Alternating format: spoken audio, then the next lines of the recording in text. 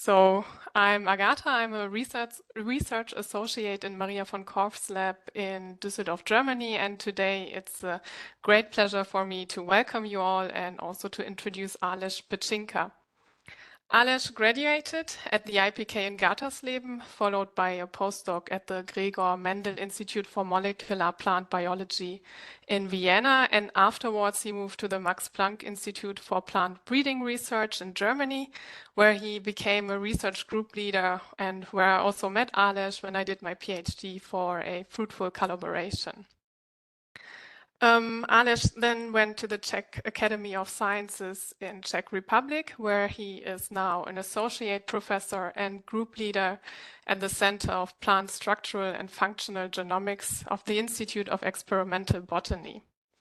Aleš studies epigenetic mechanisms that contribute to the regulation of gene expression and maintenance of genome stability in barley and Arabidopsis, with a major interest in understanding the role of epigenetic regulation during endosperm development, which will be the focus of today's seminar. So we are very much looking forward to your talk on the transcriptomic atlas and genome dosage-dependent development of barley grains. The floor is yours. Thank you very much, Agatha. And I would like to, at the beginning of my talk, thank not only for your very nice introduction, but also to the community of people who keeps running this International Barley Hub seminars, because I think it's really great communication platform where we learn lots of interesting things which are happening in the barley model. And I also would like to thank for inviting me to give a talk on some parts of our work. And as already mentioned, I will focus today on the work we do on seed development, epigenetic regulation, and transcriptomics. And I thought it, just trying to switch slide, yes. I thought it would be nice to start with a short introduction of myself. Agatha already did this job very nicely, but she forgot to mention one thing, that most of my professional career was and still is on the model plant Arabidopsis thaliana. So I did whole my PhD, whole postdoc, and much of my first independent position at the Max Planck on Arabidopsis research. And only in Max Planck I recognized potential of barley and worked on it, with increasing intensity. And at the moment, I think our group is working half on Arabidopsis, half on barley. And I would like to, because this introduction would not be some problems with switching slides. So what makes Arabidopsis researcher, switch or add barley to this research portfolio? And I think it's very nice. It's very nice model for a number of reasons. It's first. Fourth cereal crop worldwide, so it's widely used, mostly as a cattle feed. Our Czech national drink is beer, so if you say that you work on barley, this gets lots of positive reaction in the Czech Republic, and I think there is really very nice developing and always expanding toolbox of genetic and genomic resources for barley. And for me and my group who are working on genome organization, structure, and regulation, one unique aspect is 3D organization of barley genome. It has so-called rubble organization with centromeres at one pole of the cell nucleus and telomeres at the other pole of the nucleus. And also, the distribution of genes and transposons is very specific. You have gene-rich chromosome ends and transposon-rich, let's say, space in between, which also defines distribution of specific epigenetic modifications, here exemplified by histone 3 lysine 4 trimethylation, which is transcription permissive modification, and below is histone 3 lysine 9 dimethylation, which is transcription repressive modification. And you can see that the gene-rich regions are marked by active modification, while the gene-poor regions, mostly transposons, are transcriptionally repressed. And we published now several papers on organization of barley nuclei, how it's affected by different tissues and also different stages of cell cycle. So you can go to these publications if you wish, and you can read about this. So I thought that for today's talk, I will try to present two stories which are not yet published. I hope they will be published soon. But these are currently main directions we are following in the group on barley.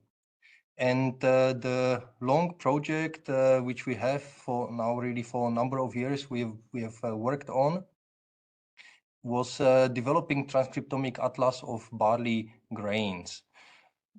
This is, let's say, work which follows a couple of other studies on transcriptomics in barley grains.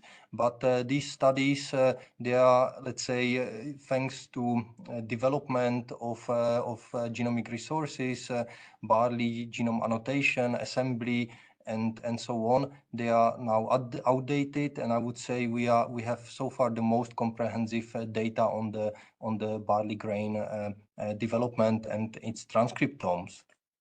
So when we look on barley grain development, it takes about 1.5 months and starts from fertilization.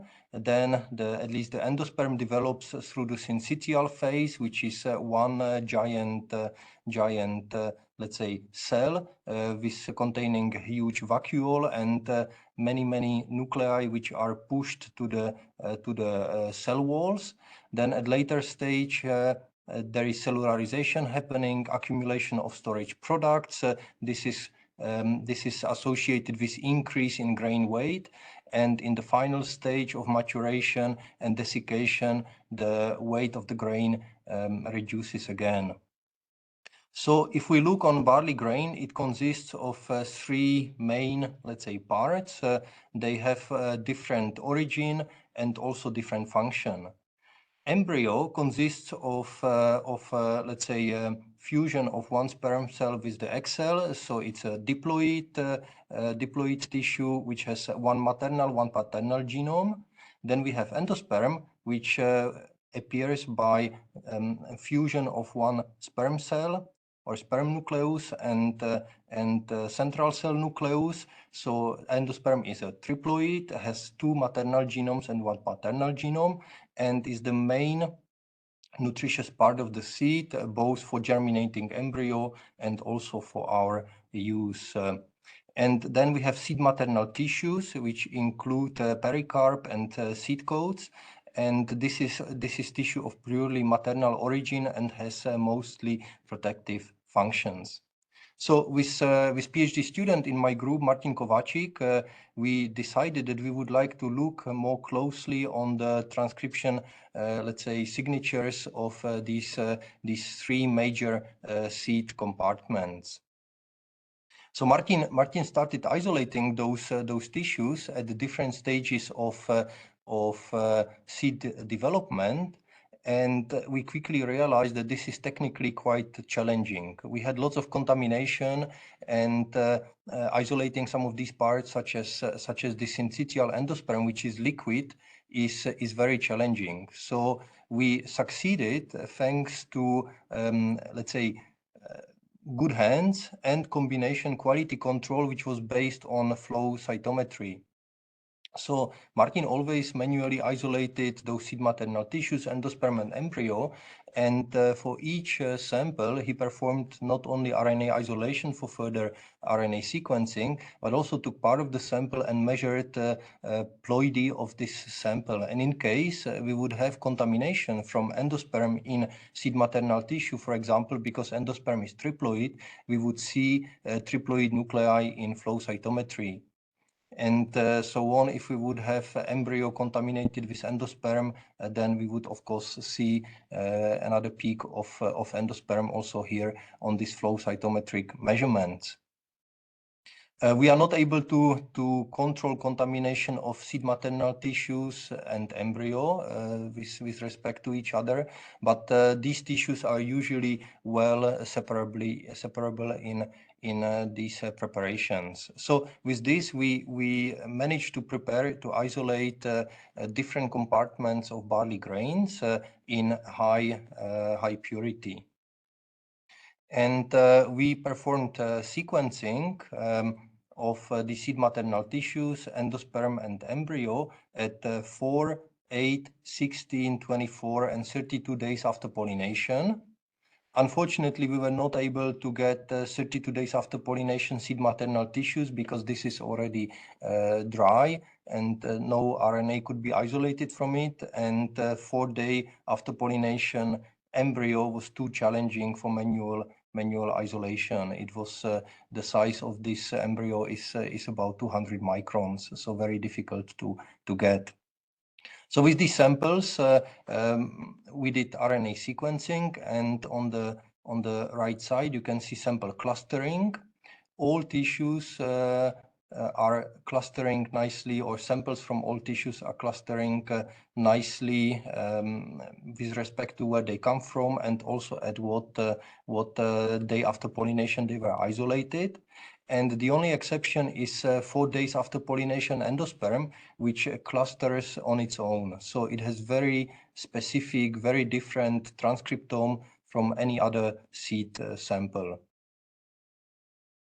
When we do principal component analysis, we first have on the left graph we have embryo, endosperm, and the seed maternal tissues, and on the principal component 1, which explains about 43% of the variation, you can see that this is mostly based on the days after pollination. So we have early stages on the left side and late stages on the right side.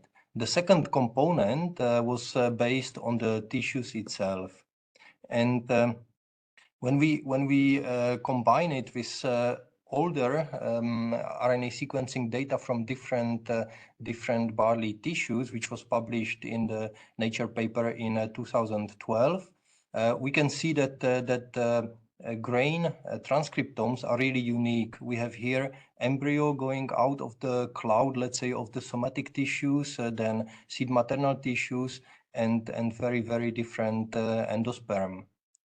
Nicely, we can see Caryopsis at 5 days after pollination and at 15 days after pollination, which goes together with the endosperm samples. And fits really here would be our endosperm 4 days after pollination, and here Caryopsis 15 days after pollination is placed in between our endosperm 8 and 16 days after pollination. So if you do like whole Caryopsis transcriptomic analysis, the transcriptome signatures will be dominated by the endosperm sample, which also makes sense because endosperm creates most of the grain mass.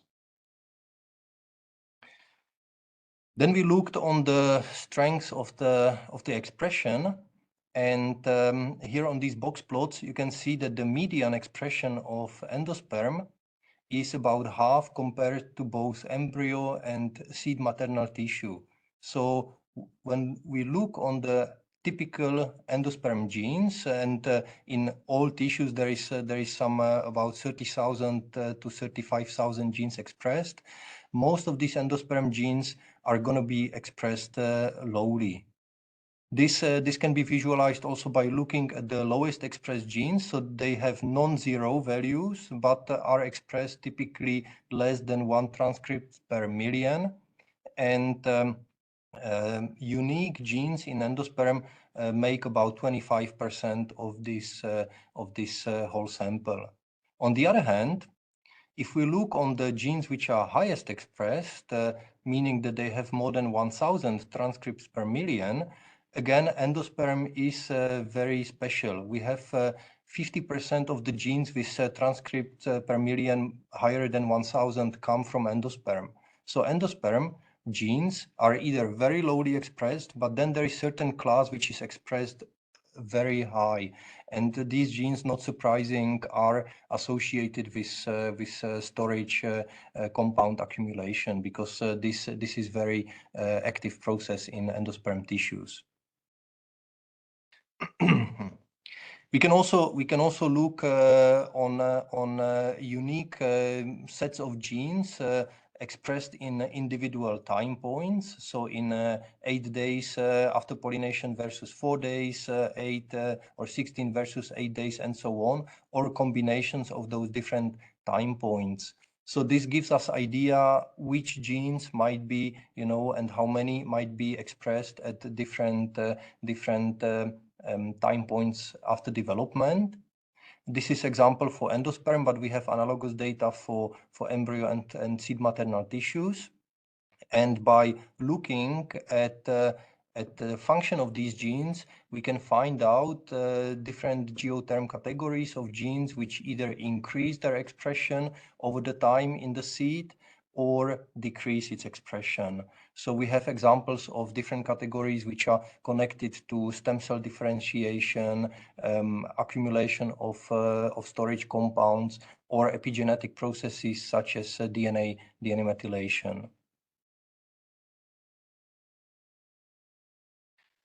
We believe that this atlas of gene expression in barley might be a rich source of different marker genes, and to make it simpler, we performed, let's say, clustering based on expression profiles. So we did k-means clustering, and also we did weighted gene co-expression network analysis. This is example of k-means clustering, and I'm showing some of the clusters which show early or for example late expression during endosperm development.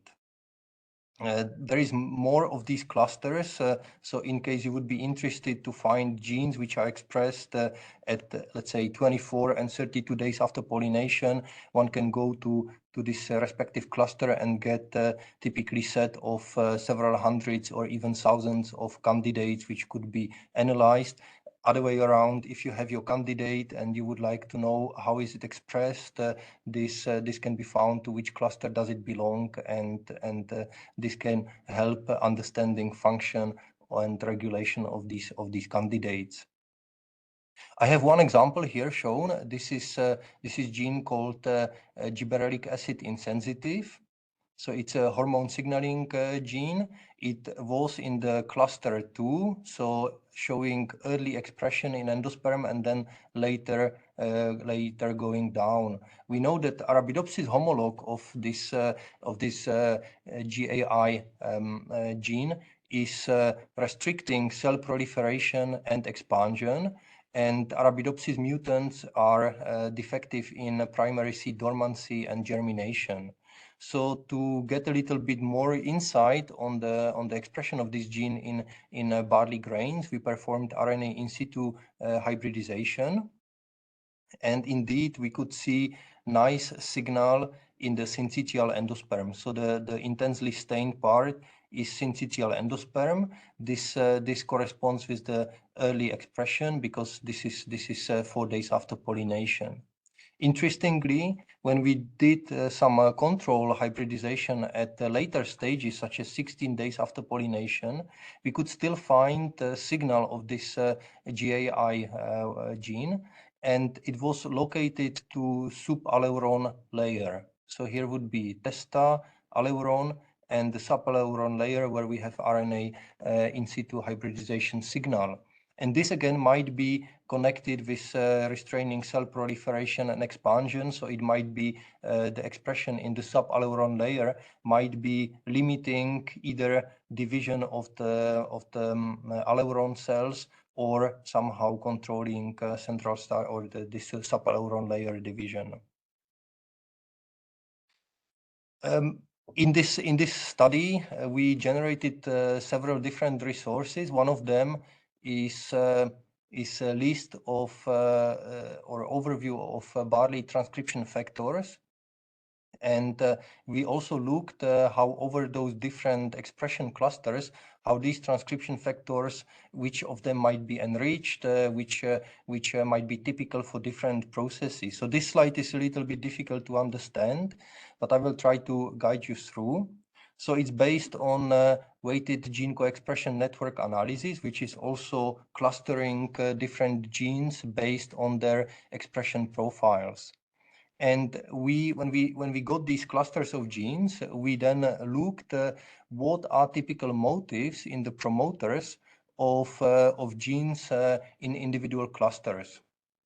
And this is what you see on the left side. So we have different transcription factor binding motifs, which were typical for different motif clusters.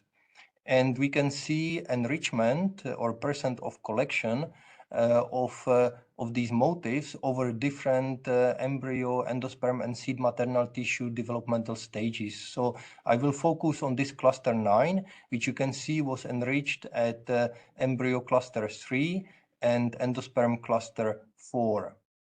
So what we did then, we took motifs in all those genes which were creating this cluster. We put them, or we compared them with Arabidopsis, let's say transcription factor binding, motif binding database, and looked which transcription factors would bind to those barley motifs, what would be the best hit. And we got a bunch of Arabidopsis candidates.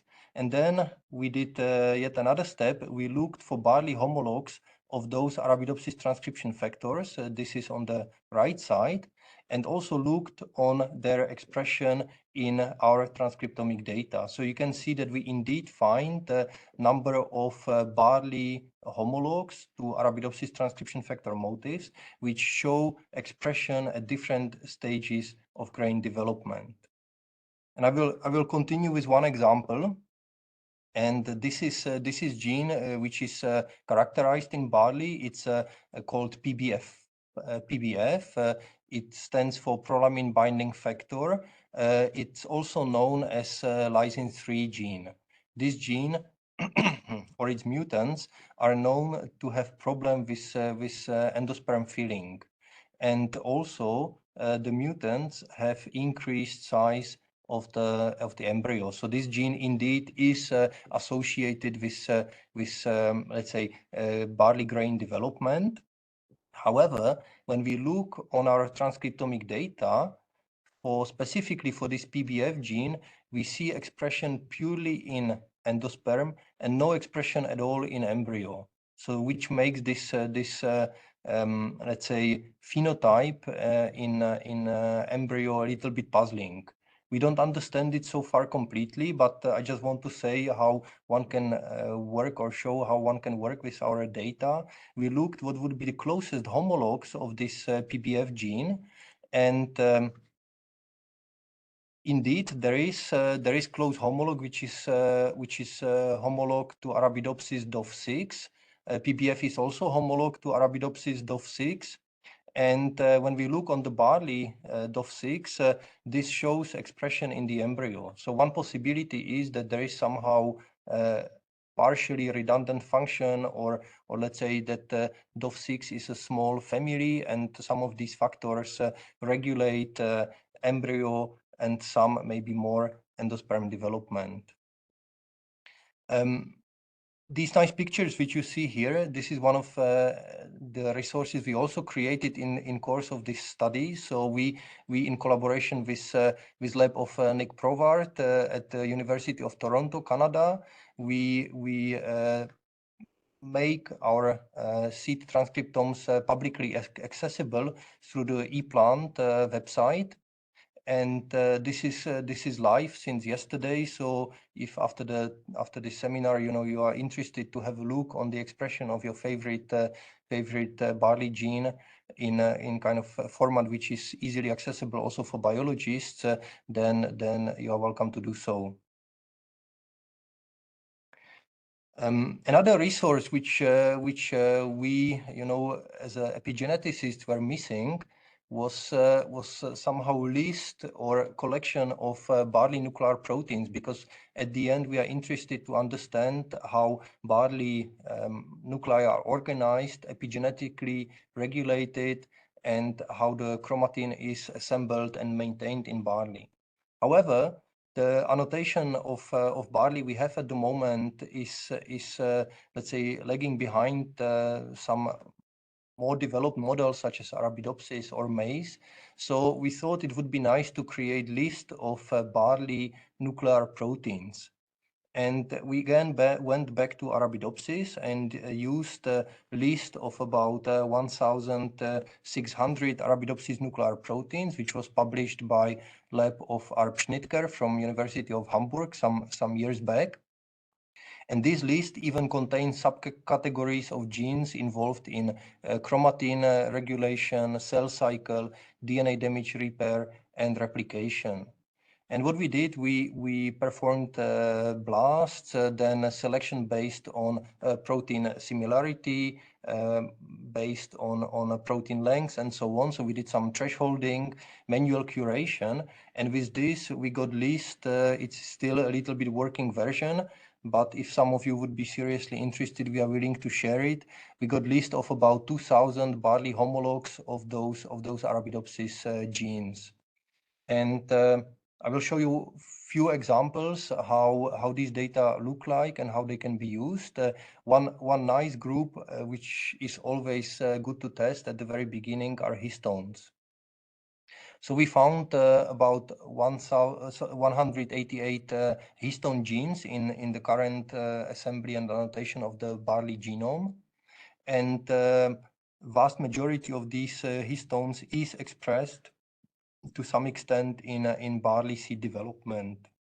So you can see expression in embryo, endosperm, seed, maternal tissue for different histone types, and we can clearly see different histone variants, including the canonical. If we look, for example, on a histone H2A, canonical histone, then the repressive modification H2AW, DNA damage repair associated variant H2AX, transcription regulator H2AZ, and so on.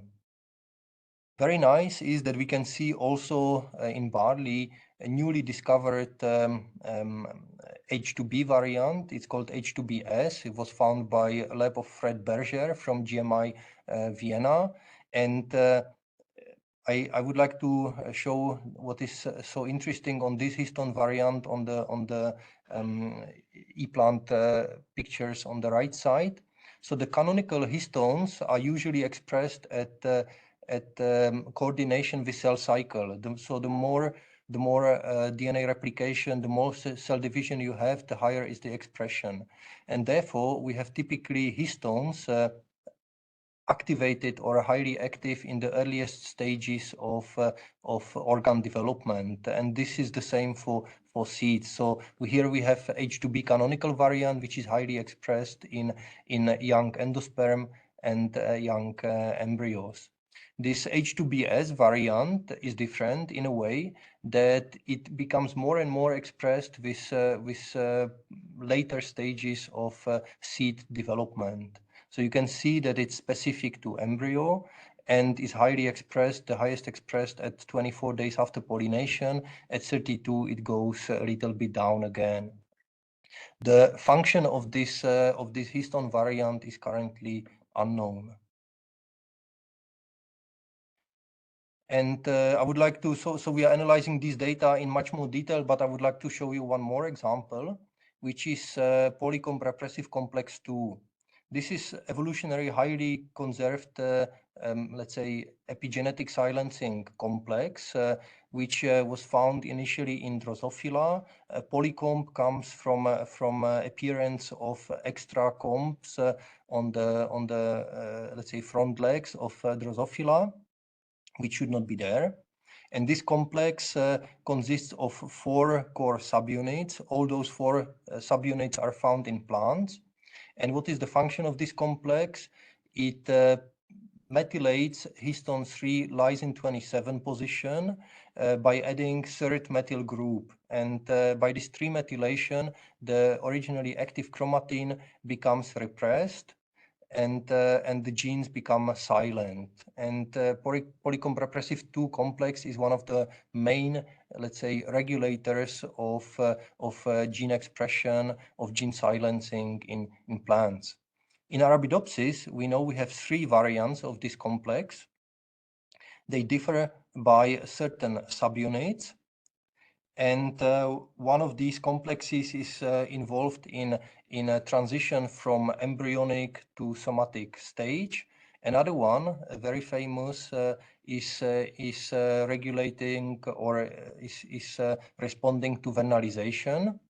And the third one is involved in seed development. So this is promising, and we looked how this complex, or at least its homologs, look in barley. So the MSI1 and fertilization independent endosperm are conserved in barley, but we see some variation for the EMF and SDG subunits. So in barley, we don't find VERN2 gene, we don't find fertilization independent seed gene homolog, but we have 2 copies of the embryonic flower 2 gene. And when we look on this catalytic subunit, on the Z domain group protein, we don't find homolog of Arabidopsis medea. We find 1 copy of a gene called swinger, and 2 copies or 2 homologs of gene called curly leaf. When we then look on the expression of these genes throughout barley grain development, I will focus mostly on endosperm because this is the most interesting one. At 4 days after pollination, what we see is practically lack of expression from this embryonic flower 2 subunit. And we also do not have any obvious expression from the Z domain group, so from the catalytic subunit of the complex. So it looks like there might be really down-tuning or down-regulation of this polycomb repressive 2 complex at early stage of barley endosperm development. At later stages, you can see that the EMF2A copy becomes to some extent expressed, and also swinger copy is also starting expression. So at later stages, it looks like this complex might function to at least some extent again. So this suggested that there might be some changes in the amount or distribution of this modification in barley endosperm nuclei. So what we did was cytology. We performed immunostaining for this histone 3 lysine 27 trimethylation. This is shown in yellow color. And we combined it with fluorescence in situ hybridization for the major repeats already mentioned, the one which marks barley centromeres, cereba, and telomeres. And we did it on flow sorted nuclei, so nuclei isolated by flow sorting, because there we can based on DNA content, we can generate fractions of nuclei at different stages of cell cycle, such as G1 nuclei, which are in 2C, G2 nuclei, and the reduplicated nuclei. And when we look on 24 days after pollination embryo nuclei, you can see a nice signal of the histone 3 lysine 27 trimethylation. In contrast, for endosperm nuclei at 8 or 24 days after pollination, the amount of signal is very low, and we we even quantified it. So these are the pictures on the right. Always where there is this pink intersect, it indicates amount of histone 3 lysine 27 trimethylation signal.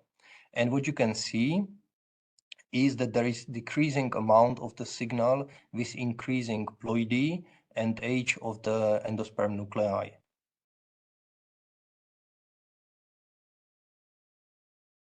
That tells us that we have a global loss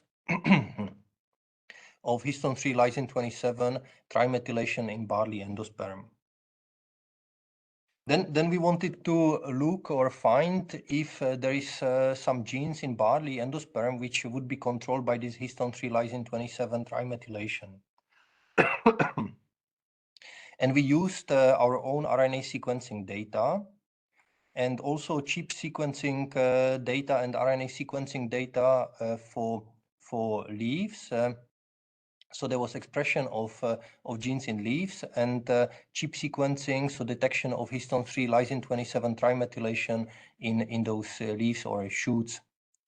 And then we look for a certain group of genes that would be histone 3 lysine 27 trimethylated in shoot, meaning silent, so also not showing expression in the shoot, but would be expressed in endosperm.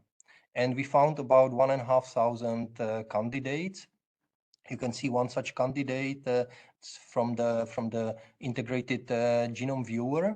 So we have presence of the repressive modification in shoot. This is input control. Then we have no expression in the shoot. We have no expression in early endosperm, but nice expression at 24 days after pollination endosperm. So this indicates that there is quite many genes which are potential targets of this repressive modification and which are somehow involved in endosperm development. I would like to show a few examples of these guys. So they are involved in storage, protein, let's say, and sugar protection. So these are inhibitors of amylase, for example, of different sugar processing enzymes, grain hardness, dehydration, late embryogenesis abundant. These are proteins which prevent aggregation of different proteins in desiccating samples, and also we see quite many genes involved in fungal defense. One example to show it in more detail: grain hardness. We find that two genes which are hodoindolines. These are closely related to puroindolines, which are let's say implicated in grain hardness. And if you have a wild type in these genes, this is in case of wheat, for example, this is the normal grains from which bread is made. And if you have mutant in those puroindolines, then this is typical for the durum wheat. So this is the pasta wheat. And we see both copies of this hodoindoline in barley, which are highly expressed in endosperm tissues. And also those hodoindolines were associated or were found as the major QTL in barley grain hardness. So it seems to make sense. Good. So here I come to the summary of the first talk, and I hope I convinced you that we developed a number of resources which can be used, some of them immediately, and we hope to make the study accessible as soon as possible. We see downregulation of PRC2 complex and the global reduction of this repressive histone modification, and we found let's say that number of key processes in grain development might be controlled by this histone 3 lysine 27 trimethylation pathway. And if we have still a bit of time, Agatha, I would show a bit of the other story. So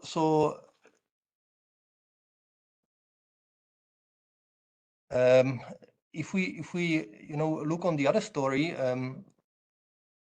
we know that hybridization is a key resource for breeding materials. Lots of the work we plant biologists do, lots of breeding is centered around generating new plant hybrids with novel characters such as better hybrid vigor, novel traits, different resistances, and so on.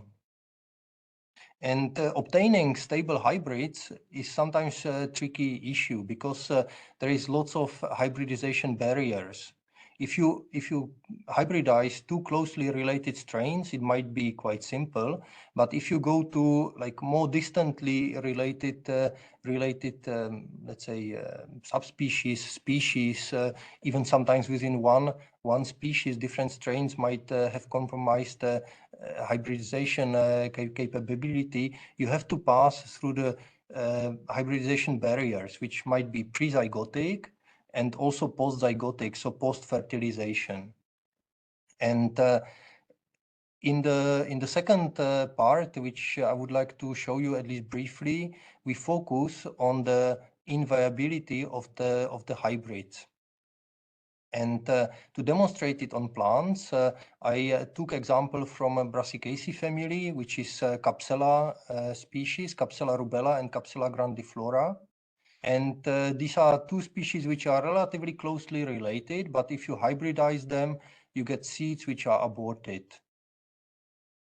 And if you try to grow these seeds, depending on the cross direction, here we can see that Capsella rubella was mother, Capsella grandiflora was father. You don't get any plants germinating. If you reverse the cross direction with Capsella grandiflora mother and rubella father, you might get at least few plants growing. So we have here example of hybrid inviability, which is even, let's say, direction of the cross dependent. And when we talk about plants, the things get even more complicated, because in many plant hybrids, thanks to extensive number of whole genome duplications, so polyploidization in plant kingdom, we often face in plant breeding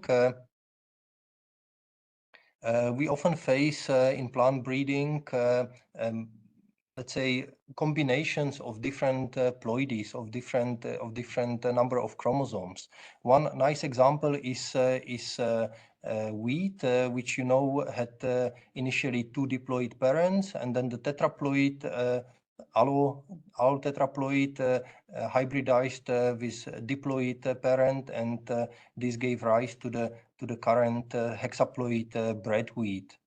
And in order to generate also new breeding resources, plants with new characters, we sometimes have to go and breed species which are highly divergent in terms of their ploidy, such as hexaploid wheat and diploid rye, to get triticosecale. And also in barley, together with barley, such hybrids were done, for example, between wheat and Hordeum chilense, so we have Tritordeum. However, the success of those crosses is really very low. It's below 1%, and if you take different barley than Hordeum chilense, the crossing with wheat is not very successful. So what is the basis of this? We know that if we look on seed development, and seed is the playground of this let's say interaction, or you may say even battlefield. We know that seed needs to go through different developmental stages. At early stage, there is a flow of the sugars into the seed. They accumulate in the syncytial phase in this central vacuole, and that at later stages during cellularization, the sugars have to go to the embryo and feed growing embryo. And this let's say process is controlled by balanced parental contribution to endosperm. And as already mentioned, endosperm is triploid, so we have two maternal genomes and one paternal genome, and you need to keep this ratio in order to make proper seed development. So what happens if you do such let's say cross where parents do not have the same ploidy? In those interploidy hybrids, in the model situation, when we take diploid species and tetraploid species, we start producing triploid embryo, which has different numbers of maternal and paternal genomes.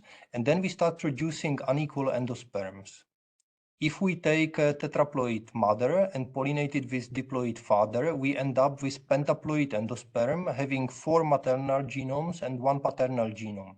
And then we have too much of the maternal element of the maternal genome, so too much maternal excess. If we do it other way around, we take a diploid mother and pollinate with a tetraploid father, then we end up with tetraploid endosperm, which has 2 maternal genomes and 2 paternal genomes. That looks okay, but it's not, because again, we have too much of the paternal element, so we have paternal excess. And this results in so-called triploid block. This parental conflict results in triploid block, which means that the endosperm, which is not balanced, is not feeding the embryo properly, and then usually the whole seed dies. And we were interested whether such triploid block exists in barley, because there were conflicting reports in the literature, and decided to test it. So option 1 would be creating interspecific hybrids in barley, because there is a diploid, tetraploid, and hexaploid wild barley species, but crossing wild barleys is quite challenging. They have small flowers, different phenology, and so on. Second option, and Anna Novická, postdoc in the lab, she was brave enough to go this way, is to develop synthetic barleys, basically autotetraploid barleys. And we use a couple of different barley genotypes and treated them with colchicine. We had to get through several different limiting steps, such as survival rate. After the colchicine treatment, there was some lethality. We checked for the how many polyploids are we getting. So it was between 5 to about 20%. And also, when we finally established successfully some of these tetraploids, we found out at the end that they were sterile. So this was one of the lines which we used simply did not show any fertility. But lucky enough, this is still different characters. Sorry, we also observed on those tetraploids different phenology. So typically they had delayed flowering and reduced pollen viability. But lucky enough, we could get for the Hordeum vulgare subspecies spontaneum, so the wild barley. We could get both viable diploid and tetraploid lines. And with these lines, Anna started doing crosses. So she always used diploid Ethiopian landrace, diploid morex, and diploid wild barley, and crossed it with tetraploid wild barley, and vice versa. So we did reciprocal crosses, and then we looked for the 1,000 grain weight. In all diploid crosses, and also the tetraploid cross, the 1,000 grain weight was fine, and the seeds looked relatively normal. But in all interploidy crosses, we always got to some extent aborted seeds, and only about 10% of the usual 1,000 grain weight. So that means there is indeed triploid block in barley. We did some histology on these grains, and because we were interested at what stage of the development the seeds stopped developing. And this is cross between those spontaneum at 16 days after pollination, and Anna did these sections for let's say easier orientation. We did some pseudo coloring, so we have marked embryo, cellularized endosperm, and uncellularized endosperm. We can see that in the control crosses, diploid, and tetraploid, we have developing embryos, and also we have big mass of cellularized endosperm. So these seeds are going to be fine. If we look on the maternal excess, so we had tetraploid mother and diploid father. We see embryo, tiny here, and we have small cellularized endosperm. That means that the endosperm was able to develop, but the mother was accelerating its development and it became cellularized prematurely. On the other hand, when we have too much paternal element, the father causes, or too much paternal genome causes accumulation of these sugars, of these storage compounds, but simple sugars, and prevents cellularization. So only very small part of the endosperm got cellularized, and we have a huge space which is basically empty. So this seed, when it will desiccate, it will just shrink and will have a minimal volume. So what we see here is a pattern which was found already in different plant species in dicots, that mother too much maternal genome typically accelerates endosperm development, and too much of the paternal genome slows down its development. When we look on these grains, after staining with tetrazolium, so this is compound which indicates if some part of the seed is stained, it indicates that it's viable. We can see that even in those poorly developed interploidy hybrid seeds, the embryos are red.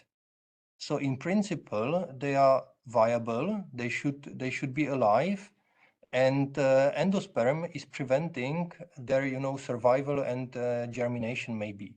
So what we did, we thought, if we dissect the embryos, if we try to do embryo rescue in vitro, we could maybe get some of these triploid plants growing. And this is what Anna did. So here we have growth of the dissected embryos. We get between 70 to 90% of growth for the control crosses, either diploid, diploid, tetraploid, tetraploid. And we get somewhere between 0 to 22% of germination growth for the rescued interploidy crosses. So what one can see from this is we get about 70 to 22% in all combinations with maternal excess. So too much mother is tolerated better than too much father, because here we have in two combinations, we have no germination at all. And also what we see is that Morex is relatively strong mother, because we can take diploid Morex as a mother and pollinate it with tetraploid Hordeum spontaneum father, and still this diploid mother is able to somehow match, at least to some extent, the tetraploid father. We get 20% of germination. So there is indeed, this repressive role of endosperm. There is some variation in the strength of those different parents, and Morex seems to be quite strong parent in those interploidy crosses. So at the very end, I would like to show you just quickly what drives this triploid block and this parental conflict at the molecular level. And this is a phenomenon which is called genomic imprinting. In genomic imprinting, only one parental allele is expressed. So for regular gene in our genome, we have usually both parental copies expressed, but for those imprinted genes, either only maternal or only paternal allele becomes expressed. And endosperm in plants is a typical tissue where this genomic imprinting takes place. It either promotes or represses endosperm development. And we know from studies in different species that this genomic imprinting is often defined epigenetically. Sorry. So there is either DNA methylation, histomodifications, or other types of epigenetic modifications, let's say, implicated in control of this uniparental expression. And we can identify those imprinted genes based on SNPs. So if we make F1 hybrid between two genetically distinct parents, then in transcriptomic data, we can find which transcript came from which parent. And I may skip this slide. This is what we did. So we performed again Martin Kovacic, which was mentioned already at the beginning of this talk. Martin did reciprocal crosses between Morex and Ethiopian landrace, two genetically distinct, let's say, barley strains. Isolated endosperm at 8 and 12 days after pollination. Then we did RNA sequencing and we looked for allele-specific SNPs in these strains. We performed number of selection steps. I don't have time to go into the detail of this selection, but as a result, we obtained candidates which seem to be imprinted genes in barley. I will show you one of those candidates, how that looks like, because we can nicely control it in integrated genome viewer.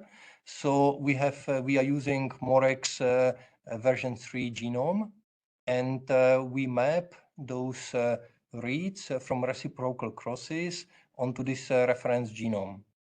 When we use Morex as a mother and pollinate with Ethiopian landrace, of course, there should be no SNPs, and this is what we see. There is nice expression of this histone 2B gene with no SNPs. When we do reciprocal cross and we use Ethiopian landrace as a mother, pollinate with Morex, if all reads are coming only from the maternal genome, we would expect that all these reads contain SNPs, and this is what you see nicely in this profile. And another nice control for many of those imprinted genes, you would expect that they are endosperm specific. So we don't have expression of this particular gene in embryo at all. So short overview of the imprinted genes in barley, because this is really work in progress and relatively new data. We found about 45 maternally expressed genes, meaning paternally imprinted, and then 83 paternally expressed genes. They are a diverse group of genes with respect to function, but we see lots of epigenetic regulators. We see some genes which are associated with ubiquitinylation, with basically post-translational modifications, possibly stability of different proteins. But this is still to be studied. So to summarize my talk, the second part, we find a relatively strong interploid hybridization barrier in barley. So there is triploid block in barley, and it can be to some extent overcome by embryo rescue. We identified about 128 imprinted genes, and there is prevalence of paternally expressed genes. And we would like to functionally study these candidates in the future, basically. So with this, I would like to acknowledge help of all people who were really very hard working on these projects, especially Anna Novická and Martin Kováčik and our collaborators from different places. And also would like to announce that we have a PhD position available on this genomic imprinting in barley, in case you would be interested or you would know some candidate. And I would like to thank you for your attention. And if there are some questions, I'm happy to answer if we still have some time. Thank you, Alesh, for this very interesting talk on barley grain development, and also for sharing this nice platform where we now can look into the transcriptome of developing barley grains. Please put your questions either into the chat, or you can use the raise hands button, and I will look through the participants and see if there are some questions. So I think the first question I see is from Robbie. Would you like to read it out? Yeah, I just wondered, maybe I missed it, Alice, but I don't think you mentioned the cultivar that you used for these studies. Yeah, I forgot to mention it, sorry. So we used Morex. You did use Morex. And which, when you got to the grain experiments, which grains did you use? The central or the lateral florets? We used central. So always when you imagine spike, we used always the central grains to avoid some, early or late grain issues. Okay. And I would say also reproducibility of this data. If you had time to look on this association plot, all triplicates and all samples were really matching very nicely. So we are really confident that it's a high quality data set. Yeah. I then had a question about data availability, but I think you maybe mentioned that later on, which is published in the bar yesterday. Is that correct? Yes, it was made public yesterday. I mean, we have the paper almost ready for submission, so we will put it on bioRxiv. So if you check bioRxiv in the next 1 month, it should be there.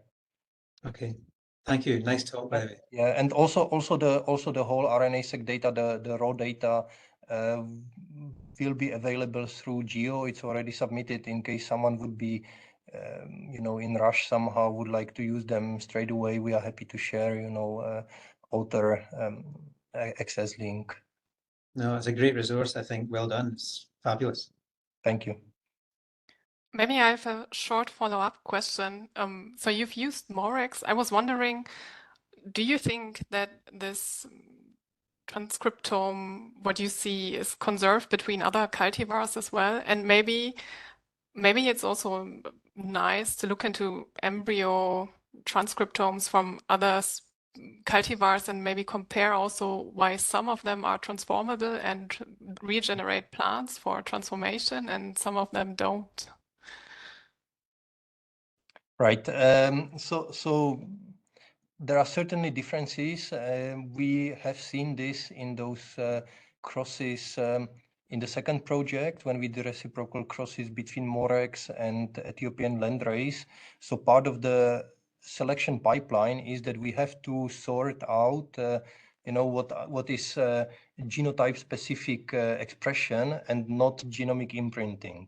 And we see that, hundreds of genes were removed based on this criteria. So there is indeed lots of let's say strain dependent expression. Okay, thanks. There's a second question in the chat. It's from Wilma. Wilma, would you like to read your question out loud? Yeah, I can do that. So, hey, Alice, thanks for Hi, Wilma. Hi. Hi. So, in your analysis of your transcriptome data, the focus is mainly on the genes that are differentially regulated. But we know from studies in models like Arabidopsis that there's also a huge influence in the development of your embryos, for example, regulated through small RNAs. And those are very specific groups that are only expressed in the development and can even come from either the paternal or maternal tissue. So my question was, to what extent have you also looked at those groups? And to what extent do you think that also here those small RNAs would play a role in the development? You are completely right. For sure, there is a huge role of small RNAs, but the construction of our libraries, we don't see small RNAs. The libraries, the sequencing data as it was done, it was poly-A enrichment. So because small RNAs, they are not poly-A terminated, so we don't see them. You would have to create different type of libraries and sequence, either total RNA, maybe rRNA depleted, or just specific small RNA enriched libraries. We have not done this. So we can't really conclude on it. Okay, because I thought it would be a nice extension also to see if that's now, because I think, as far as I'm aware of, most studies on that are done in Arabidopsis. So that could have been nice to see how this was in barley. Yeah, no, I mean, we would love to do that. It's just Martin keeps coming that he wants to finish his PhD and so on. So which is also important. Fair enough, So no, so it would be really interesting to do, but we did not have resources and time to do that. Okay, thank you. So I see no hands from the participants, but I have another question because I was really intrigued by the PRC2 complex, and you're looking into it in barley, and I know it's very important also for flowering time and everything. So maybe it would be worthwhile, I don't know if you're planning to do this, to do a pull down of the complex and have a look who is participating in the complex. Mm-hmm. Is this something that is feasible to do? Right. So we are now extending this data by doing ChIP-seq on endosperm, which ChIP-seq for histone 3 lysine 27 trimethylation, to confirm that all those candidates we see that indeed they also show loss of H3K27 in endosperm, and believe me, doing ChIP on endosperm, we isolated lots of starch. So we almost did not believe that it will work, but at the end we have already data. We see there are nice peaks, so we will be able to show this. And doing pull down, I think this is a project on its own. Of course, it will be very interesting because there are different subunits, the regulation, the candidate genes and so on, all very interesting. But I think it's a serious project on its own. Yes. So there's thanks. There's another question in the chat from Jung Qing. You would like to read out your question?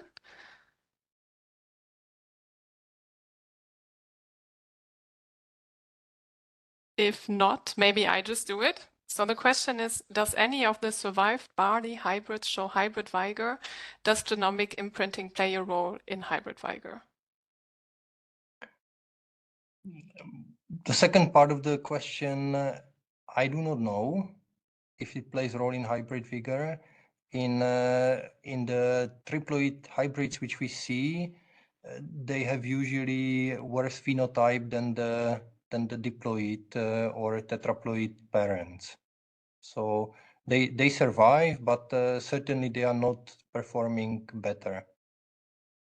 Barley in general seems to be quite sensitive to let's say different ploidies already. So some plants tolerate quite well tetraploidy, but barley has problems already with this, and the triploid plants are also affected rather negatively than positively.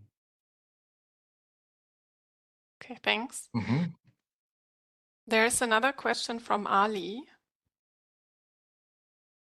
Yes, how are you all? Thank you so much for this. My question is about this position. Can you please someone guide me about the last date of this position for PhD? Okay. The best thing is if you send me email, and I can send you more information. So my email is on the screen, so you can just note it, and it will be also recorded. So if you look at it, then write me direct mail, I would say. Yeah, sure, sir. Thank you so much for your response. I taken the screenshot of this screen, and I will email you very soon. Thank you so much, sir. This is my question. And another question from Robbie. Yeah, I saw it. So the question was if any of the row type genes are imprinted. Well, we did not see them there, so I guess not. But one of them on your list was a Jumonji C type gene. Yeah, but this was different. Right? There was different type. There was different. So Jumonji is a relatively large family with several tens of genes. So it was not one of the Jumonjis implicated in row type. And also one has to realize there is limitation in what we have done, in a sense that if some gene does not contain SNP, so there is no genetic variation between these two strains which we used in the cross, it even might be imprinted and we will not see it. So it would be actually great to make crosses between more parents, even if possible, more genetically distinct barleys, and the set of these imprinted genes would definitely grow. So what we found, those 130 about genes, this is definitely not all 100% of imprinted genes in barley. Yeah, and I was just curious because you had a basic helix transcription factor and a Jumonji C protein, which both, of course, are types of genes involved in row type determination. Yeah, but disappointed. Yeah, but I think this is so the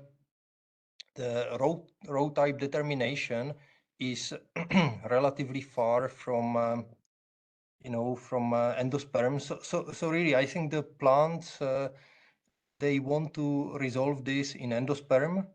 And there is also few genes which are imprinted in embryo, but the number is much less.